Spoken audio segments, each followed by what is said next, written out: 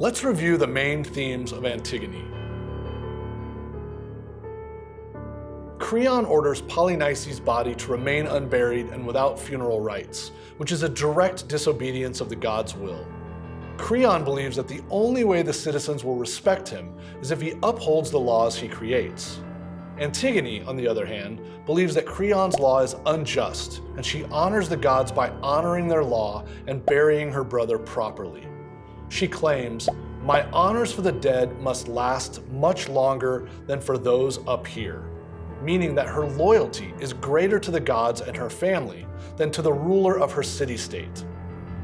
Creon ultimately comes to realize that his law has only served to anger the gods.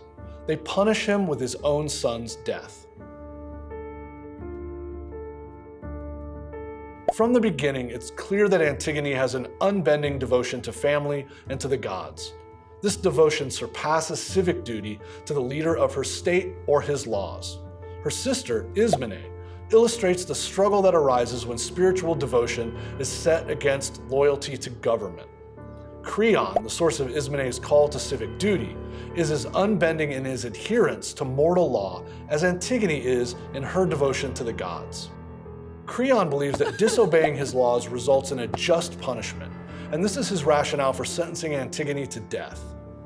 He's blind to familial and divine devotion in his desire to secure his people's loyalty to him. Antigone's courage is based on her convictions.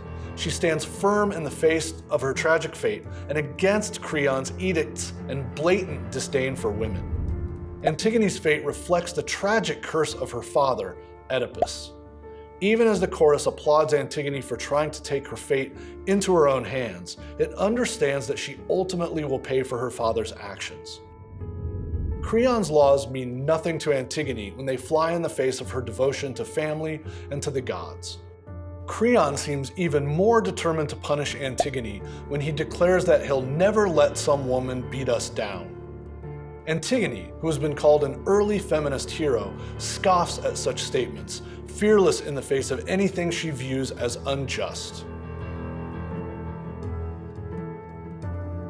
Neither Antigone nor Creon shows flexibility in the play. While Antigone's inflexibility may be based more on strong convictions than on stubbornness, Creon's stubbornness is hard to deny.